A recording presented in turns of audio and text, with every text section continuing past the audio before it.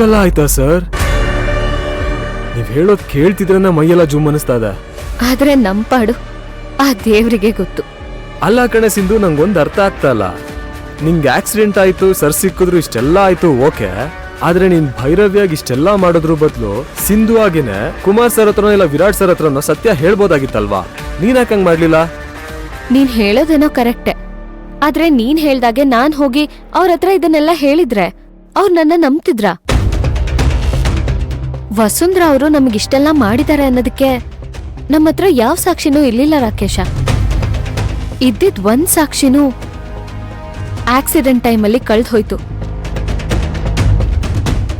ನಮ್ಗಿಷ್ಟೆಲ್ಲ ಆಗದಕ್ ಕಾರಣ ಅವ್ರೆ ಅಂತ ಬಾಯಿ ಮಾತಲ್ಲಿ ಹೇಳಿದಿದ್ರೆ ಯಾರು ನಂಬ್ತಿರ್ಲಿಲ್ಲ ರಾಕೇಶ. ತಾಯಿ ಆದವಳ ಬಗ್ಗೆ ಯಾರತ್ರನಾದ್ರೂ ಇಂಥ ಗಂಭೀರವಾದ ಆರೋಪ ಮಾಡಿದ್ರೆ ಯಾವ ಮಕ್ಕಳು ಒಪ್ಪಲ್ಲ. ಇದೇ ಸತ್ಯ. ಹೌದಪ್ಪ ರಾಕೇಶ್, ಇದೆಲ್ಲ ಯೋಚನೆ ಮಾಡಿನೇ ಸಿಂಧು ಅವ್ರನ್ನ ಕಾಂಟ್ಯಾಕ್ಟ್ ಮಾಡಿಲ್ಲ. ಹಾಗೆ ಇನ್ನೊಂದು ವಿಷಯ ಏನಂದ್ರೆ, ಆ ವಸುಂಧ್ರಂಗೆ ಜೀವದ ಬೆಲೆ, ಜೀವನದ ಬೆಲೆ ಎರಡೂ ಮನ್ವರಿಕೆ ಮಾಡ್ಬೇಕಾಗಿತ್ತು. ಕೇವಲ ಪ್ರತಿಷ್ಠೆ, ಹೆಸರು, ಗೌರವ ಇಷ್ಟೇ ಮುಖ್ಯ ಅನ್ಕೊಂಡವ್ರಿಗೆ ಜೀವನದ ಸತ್ಯನ ಅರ್ಥ ಮಾಡಿಸ್ಬೇಕಿತ್ತು. ನಮ್ 4 ಜನರು ಜೀವದ ಬಗ್ಗೆ ಸ್ವಲ್ಪನೂ ಯೋಚನೆ ಮಾಡ್ದೆ ನಮ್ಮನ್ನ ಕೊಲೆ ಮಾಡೋ ಹಂತಕ್ ಬಂದಿದ್ರು. ಸ್ವಂತ ಮಗನ್ ಪ್ರೀತಿನೂ ಬಲಿ ಕೊಟ್ರು. ಅಂದ್ರೆ ಅವ್ರ ಮನ್ಸು ಎಷ್ಟು ಕೆಟ್ಟದು ಅಂತವ್ರಿಗೆ ಬರೀ ಬಾಯಿ ಮಾತಲ್ಲಿ ಹೇಳಿದ್ರೆ ಅರ್ಥ ಆಗ್ತಿತ್ತಾ? ನೀನ್ ಹೇಳ್ತಿರೋದು ಕರೆಕ್ಟ್ ಸಿಂಧು. ಅವ್ರಿಗೆ ಅವ್ರದೇ ಭಾಷೆಯಲ್ಲಿ ಹೇಳಿದ್ರೇನೆ ಅರ್ಥ ಆಗೋದು. ಅದು ಅಲ್ದೆ ಅಕ್ಕನ್ನ ಮನೆಗ್ ಮದ್ವೆ ಮಾಡ್ಕೊಟ್ರೆ ಅವ್ರು ಚೆನ್ನಾಗ್ ಬಾಳಿಸ್ತಾರೆ ಅನ್ನೋ ನಂಬಿಕೆ ನನಗಿರ್ಲಿಲ್ಲ. ಹಾಗೆ ಅವ್ರ ಮನೆಯಿಂದ ನಾವ್ ಏನೇ ಸಹಾಯ ತಗೊಂಡ್ರು ಅದ್ರ ಪರಿಣಾಮ ನನ್ನ ಅಕ್ಕನ ಜೀವನದ ಮೇಲೆ ಬೀಳ್ತಿತ್ತು. ಹೌದು, ನನ್ ಗುಟ್ಟನ್ನೆಲ್ಲ ರಟ್ ಮಾಡಿ ನನ್ನ ಮಕ್ಳು ಮುಂದೆನೆ ಅಪರಾಧಿಯಾಗಿ ನಿಲ್ಸಿದ್ಯಾ ಅಂತ ಅವ್ರು ನಿನ್ನನ್ನು ಬಾಬಾ ನೀನು ಏನ್ ಬೇಕಾದ್ರೂ ಮಾಡಿರೋರು. ನನಗೇನಾಗಿದ್ರು ಪರವಾಗಿಲ್ಲ ರಾಕೇಶ, ಆದ್ರೆ ಅಕ್ಕಂಗೆ ಅವಳ ಹೊಟ್ಟೆಲಿರೋ ಮಗುಗೇನಾದ್ರೂ ಆಗಿದ್ರೆ ಅದನ್ನ ತಡ್ಕೊಳ್ಳೋ ಶಕ್ತಿ ನನಗಿರ್ಲಿಲ್ಲ. ಹೇಳ್ದೇನೆ ಒಳ್ಳೆ ಕೆಲ್ಸ ಮಾಡಿದ್ಯಾ ಸಿಂಧು. ರಾಕೇಶ, ಅಥರ್ವ ಹೇಗಿದ್ದಾರೆ? ಸಿಕ್ಕಿದ್ರಾ? ಏನಾದ್ರೂ ಮಾತಾಡಿದ್ರಾ? ಇಲ್ಲ ಸಿಂಧು, ನಾನು ಅವ್ರ ಮನೆಗೆ 3-4 ಸರಿ ಹೋಗಿದ್ದೆ, ಎಲ್ಲೂ ಕಾಣ್ಲಿಲ್ಲ. ಕೇಳಿದ್ರೆ ಇಲ್ಲ ಫಾರಿನ್ ಹೋಗಿದ್ದಾರೆ ಅಲ್ಲಿ ಇಲ್ಲಿ ಅಂತ ಏನೋ ನೆಪ ಹೇಳ್ತಾ ಇದ್ರು. ಹೌದಾ? ಸಿಂಧು, ಇದರಲ್ಲಿ ಏನೋ ಸಮಸ್ಯೆ ಇದೆಯಮ್ಮ. ರಾಕೇಶ, ಹಾಗೆ ಇನ್ನೊಂದು ವಿಷಯ, ನಿನಗೆ ನನ್ನ ನೋಡಿದಾಗ ಸಿಂಧು ಅಂತ ಡೌಟ್ ಬಂತಲ್ಲ, ಹಾಗೆ ಇನ್ಯಾರಿಗಾದ್ರೂ ಡೌಟ್ ಬಂದಿದ್ಯಾ? ವಿರಾಟ್ ಸರ್ಗೆ ಮತ್ತೆ ಕುಮಾರ್ ಸರ್ಗೆ ಆ ಅನುಮಾನ ಇದೆ. ನಾವು 3 ಜನ ಸೇರಿನ ಇದನ್ನ ಪತ್ತೆ ಮಾಡ್ಬೇಕು ಅಂತಿದ್ದು. ಮೊದಲು ಡೌಟ್ ಬಂದಿದ್ ಕುಮಾರ್ ಸರ್ಗೆನೆ. ಓ ಹೌದಾ? ಸರಿ, ಹಾಗಾದ್ರೆ ಈಗ ನೀನು ಅವ್ರ ಹತ್ರ ಹೋಗಿ ಭೈರವಿ ಸಿಂಧು ಅಲ್ಲ, ಭೈರವಿನೇ ಬೇರೆ ಸಿಂಧುನೇ ಬೇರೆ ಅಂತ ನೀನ್ ಅವ್ರಿಗೆ ಒಪ್ಪಿಸ್ಬೇಕು. ಸರಿ ಸಿಂಧು. ಅವ್ರಿಗೆ ಯಾರಿಗಾರು ಈ ಅನುಮಾನ ಇನ್ನೂ ಇದ್ರೆ ನಾವು ಮಾಡಬೇಕಾಗಿರೋ ಕೆಲಸ ನಾವು ಮಾಡೋಕ್ಕಾಗಲ್ಲ. ಹಾ ಸರ್, ಗೊತ್ತಾಯ್ತು. ಸಿಂಧು, ನಾವು ಸಣ್ಣವರಿದ್ದಾಗ ನನ್ನ ಬರ್ತಡೇ ದಿನ ನಿನ್ ಕೈ ಕುಯ್ಕೊಂಡೆ ಅಂತ ನಾನು ಕೈ ಕುಯ್ಕೊಂಡೆ. ಆ ಮಾರ್ಕಿನ ನನ್ ಕೈಲಿದೆ, ನಿನ್ ಕೈಲಿ ಯಾಕಿಲ್ಲ? ಅಲ್ಲ ಕಣೋ, ಎಲ್ಲ ವಿಷಯದಲ್ಲೂ ಬುದ್ಧಿವಂತಿಕೆ ತೋರಿಸಿ ಆ ವಿಷಯದಲ್ಲಿ ಮಾತ್ರ ಯಾಕೋ ಪೆದ್ದಂತರ ಆಡ್ದೆ? ಏನಮ್ಮ ಅದು? ಆವತ್ತು ಪಾರ್ಟಿಲಿ ನನ್ ಕೈಯಲ್ಲಿರೋ ಮಾರ್ಕ್ ನೋಡಕ್ಕೆ ಏನೆಲ್ಲ ಸರ್ಕಸ್ ಮಾಡ್ದ ಗೊತ್ತಾ? ಜ್ಯೂಸ್ ಕೊಡೋದೇನು, ಡ್ಯಾನ್ಸ್ ಮಾಡೋದೇನು. ಲೋ ದಡ್ಡ, ಅವತ್ತು ನಿನ್ ಬರ್ಡೇ ದಿನ ನಾನ್ ಬಲ್ಗೈಯಲ್ಲಿ ಚಾಕು ಇಟ್ಕೊಂಡು ಎಡ್ಗೈನ ಕುಯ್ಕೊಂಡಿದ್ದು ನೋಡು.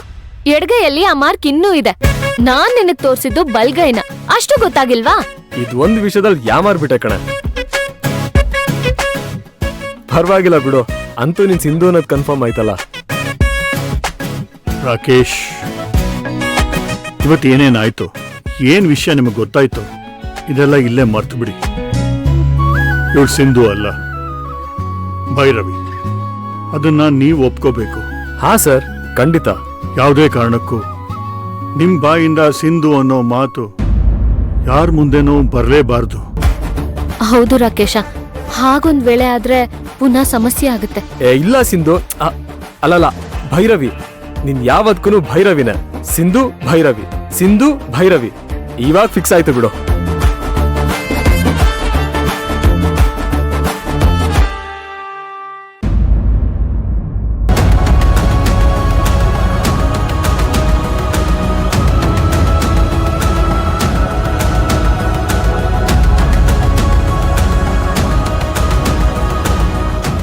ಯಾಕೆ ಮಾಮ್, ಏನಾಯ್ತು? ಯಾಕೆಲ್ರು ಹೀಗಿದ್ದೀರಾ? ಎಲ್ಲಿ ಹೋಗಿದ್ದೆ ನೀನು? ಹೇಳು, ಎಲ್ಲಿ ಹೋಗಿದ್ದೆ? ಅಥರ್ವ ಎಲ್ಲಿ? ಮಾಮ್, ಅದು ಅಣ್ಣನ್ನ ಹಾಸ್ಪಿಟಲ್ಗೆ ಅಡ್ಮಿಟ್ ಮಾಡಿದೆ.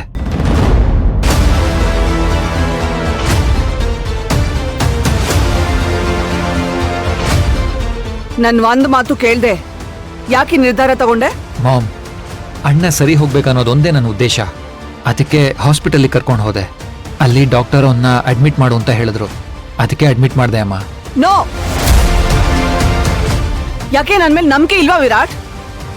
ನಾನ್ ಅಥರ್ವನ್ನ ಸರಿಯಾಗಿ ನೋಡ್ಕೋತಿರ್ಲಿಲ್ವಾ? ಮಾಮ್, ನೀವೇನು ಅಂತ ನನಗೆ ಗೊತ್ತಿಲ್ವಾ? ಯಾಕೆ ಹೀಗೆಲ್ಲ ಮಾತಾಡ್ತೀರಾ? ಅಣ್ಣನ ಬಗ್ಗೆ ನಿಂಗಿರೋ ಪ್ರೀತಿ ಕಾಳಜಿ ನಂಗೆ ಗೊತ್ತು ಮಾಮ್. ನನ್ನ ಹತ್ರ ಒಂದು ಮಾತು, ಮಾಮ್ ಹೀಗೆ ಅಂತ ಯಾಕೆ ಹೇಳಿಲ್ಲ? ಹೌದು ವಿರಾಟ್, ಅಕ್ಕನ್ಗೊಂದು ಮಾತು ತಿಳಿಸ್ಬಿಟ್ಟು ಹೋಗ್ಬೋದಾಗಿತ್ತು ತಾನೆ. ಈಗ ಯಾರಿಗೂ ಹೇಳ್ದೆ ಕದ್ದು ಮುಚ್ಚಿ ಹೋಗುವಂತ ಅವಶ್ಯಕತೆ ಏನಿತ್ತು? ಓಂಕಾರ್, ಅವನೇನು ಕದ್ದು ಮುಚ್ಚಿ ಕರ್ಕೊಂಡೋಗಿಲ್ಲ, ನನ್ಗೆ ಹೇಳ್ಬಿಟ್ಟು ಕರ್ಕೊಂಡೋದ.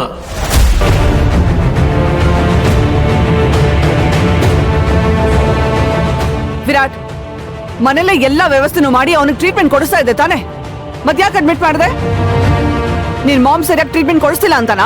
ವಸುಂಧ್ರ, ಕೋಪ ಮಾಡ್ಕೋಬೇಡ, ನಿಧಾನಕ್ಕೆ ಹೇಳು. ಅವನೇನು ಕೊಲೆ ಮಾಡಿ ಬಂದಿಲ್ಲ. ನೀವ್ ಸುಮ್ನೆ ಇರಿ, ಮಧ್ಯದಲ್ಲಿ ಮಾತಾಡ್ಬೇಡಿ. ನಿಮ್ಮ ಮಿಡಲ್ ಕ್ಲಾಸ್ ಮೆಂಟಾಲಿಟಿನ ಇಲ್ಲಿ ತೋರ್ಸಕ್ ಬರ್ಬೇಡಿ. ನಾನು ಯಾಕೆ ಹೀಗೆ ಮಾಡ್ತಿದ್ದೀನಿ ಅಂತ ಯಾರಿಗೂ ಗೊತ್ತಿಲ್ವಾ? ಮಾಮ್, ಮನೇಲೆ ಟ್ರೀಟ್ಮೆಂಟ್ ಕೊಡಿಸ್ತಿದ್ದೀರಾ ನಿಜ, ಆದ್ರೆ ಅದರಿಂದ ಏನೂ ಇಂಪ್ರೂವ್ಮೆಂಟ್ಸ್ ಕಾಣಿಸ್ತಿಲ್ಲ ಅಲ್ವಾ? ಹೌದು ಕಣೆ ವಸುಂಧ್ರ, ಅವನ್ ಹೇಳ್ತಾ ಇರೋದು ಸರಿಯಾಗೇ ಇದೆ. ವಿರಾಟ್, ಅಲ್ಲಿ ನಮ್ಮ ಅಥರ್ವ ಸರಿ ಹೋಗ್ತಾನಾ? ಹೌದು ಅಜ್ಜಿ, ಅಲ್ಲಿರೋ ವಾತಾವರಣಕ್ಕೆ ಅಣ್ಣ ಸರಿ ಹೋಗ್ತಾನೆ ಅಂತ ಡಾಕ್ಟರ್ ಹೇಳಿದ್ದಾರೆ. ಇಂಥ ಎಷ್ಟೋ ಕೇಸ್ಗಳನ್ನ ಅವ್ರು ಹ್ಯಾಂಡಲ್ ಮಾಡಿದಾರಂತೆ, ಎಲ್ಲರೂ ಸರಿ ಹೋಗಿದಾರಂತೆ. ವಸುಂಧ್ರ, ಮತ್ ನಮ್ ವಿರಾಟ್ ಒಳ್ಳೆ ಕೆಲ್ಸನೇ ಮಾಡಿದಾನ್ ಕಣೆ. ಹೌದಾ? ಒಳ್ಳೆ ಕೆಲ್ಸನಾ? ಈಗೆಲ್ರು ವಸುಂಧರ ಮಗ ಹಾಗಂತೆ ಹೀಗಂತೆ ಅಂತ ಮಾತಾಡ್ತಾರೆ. ಅವಾಗ ಓಕೆನಾ? ಇದ್ರಿಂದ ಅವನ್ ಮನಸ್ಥಿತಿ ಇನ್ನೂ ಹಾಳಾಗತ್ತೆ. ಹೌದು, ಅಥರ್ವ ಸರಿ ಹೋಗೋದ್ರ ಜೊತೆಗೆ ಇಷ್ಟೊತ್ತಿಂದ ಕಾಪಾಡ್ಕೊಂಡು ಬಂದಿರೋ ಈ ಮನೆ ಮಾನ ಮರ್ಯಾದೆನೂ ಮುಖ್ಯ. ಅಡ್ಕೆಗೆ ಹೋದ್ ಮಾನ ಆನೆ ಕೊಟ್ರು ಬರಲ್ಲ ಅನ್ನೋದು ಗೊತ್ತಿಲ್ವೇನಪ್ಪ ನಿನಗೆ? ಬರ್ದೇ ಇದ್ರೆ ಬೇಡ ಮಾವ.